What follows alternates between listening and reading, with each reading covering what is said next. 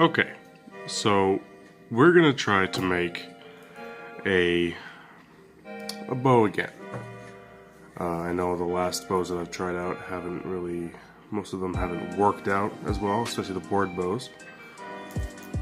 But we're gonna be trying something different, much different. Well, not much different, but it's, you know. And basically, what we're gonna make is a pyramid bow.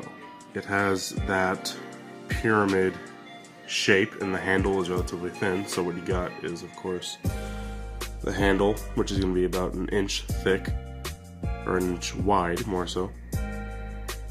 And then you're going to have the actual limb, which starts like that, on each side. You know, something like that.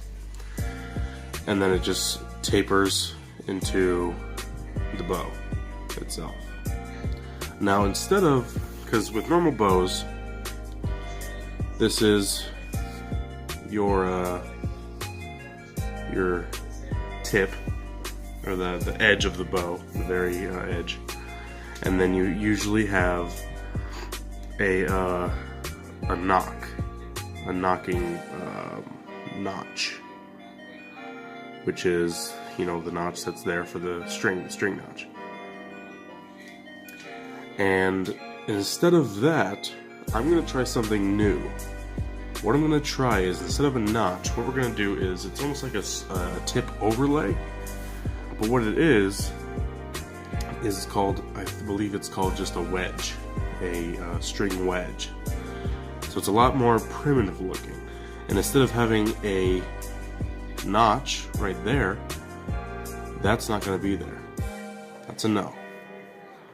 What we're going to have is a wedge right here at about the same place as where this would be. And it's going to be not exactly straight.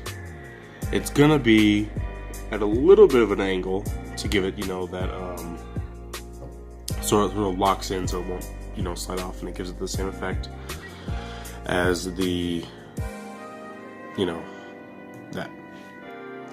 So we're gonna go to Home Depot, and we're gonna I'm gonna bring the camera with me, and we're gonna go ahead and look at some wood grains of the board. So basically what we're gonna do is, I'm gonna show you, let's look at some like wood grain examples.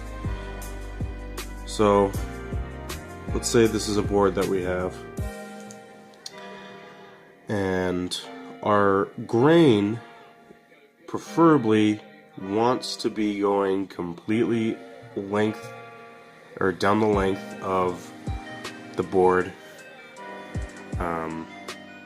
without any runoffs. And a runoff is if, let's say, all the lines are going this way, but here's the edge of the wood and a line goes off. That's a runoff, and that's where it can potentially split. Now, if you're looking at the edge of the wood, you're going to want it to look, because, okay, so let's say that this is the back of the bow, which is going to be facing the target, and this will be the belly. The belly and the back. A very bad choice to do this is if the lines, or the grain, was running this way. If it was going this way, what that would do is, when you would draw it, it would just, the way those laminates would just pull apart, they just peel. So you want it to be going,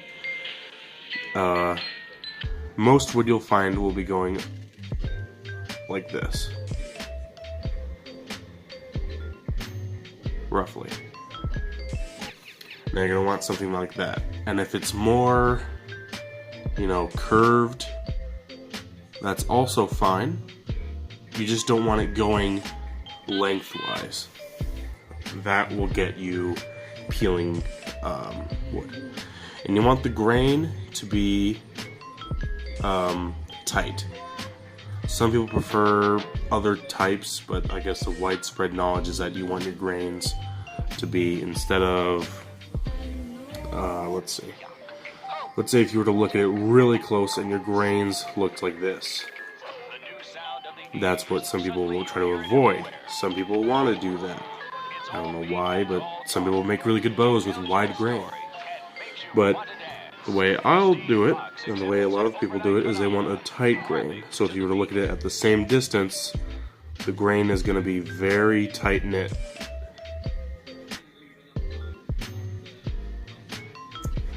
And that's about the basics. I'll cover more when we're at Home Depot, which is when we get it. You can get red oak there for, I believe, $7 for 60 inches, so it's a pretty good deal.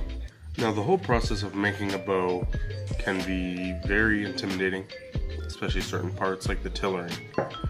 And the whole process of making a bow, the whole time that goes into it, it really depends on the methods that you do, and depends on the type of bow that you're trying to make. If you're trying to make a recurve, you have the whole heat bending aspect, stuff like that, and that can take quite a lot of time.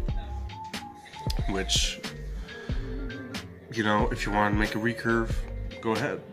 But I'm gonna make the pyramid bow, and I'm just estimating here because a bit of a rundown on the steps is acquiring the board. Didn't take that long. And then you want to draw out your dimensions, get everything all right. That can take upward of 30 minutes, depending. Then you have to cut it all out, and then at this point you have about 2 hours already in. Hour and a half maybe, to get that rough shape more defined. That can take a while, but you just gotta keep going. When I was doing it, it was very discouraging at some points, but you just gotta keep going and be very careful. Don't rush it. That's the problems I've been having, I think, is I rushed it. I got really excited. I'm like, man, I just want this to be done so I can shoot it. And even when you get it done and you shoot it, there's still that possibility of it exploding. And by exploding, I don't mean like it'll snap, of course. That's if it snaps. But that can happen after like 100 shots. It really depends on how it goes and how strong your wood is and how you maintain it. Now with a board bow, you'd have to oil it a pretty good amount. I'd do it like every month or so. I'd oil it, I'd say. But yeah, and the tillering process, that can take a long time too. Yeah, it really just depends. Alright, I know that sort of cut off pretty abruptly, probably. That's because I accidentally deleted the last file. But basically, all it was saying is the outro. That's about it. So, you're not missing much. But basically, this is going to be part 1 of this adventure of trying to get this bow to work. But we'll see how it goes. We're going to do red oak again, and we'll see. But if you guys want to see this, if you want to see more of it, if you want to continue to see me make bows, or if you have any estimates or guesses on what will happen to the bow, go ahead and leave it in the comments. If it's going to explode in my face and I get a splinter in my eye, you know, leave it in the comments. You get a gold sticker if you win. That's about all you get. But yeah, like, subscribe, do any of that, and I'll just see you guys later. See you in part 2, I guess.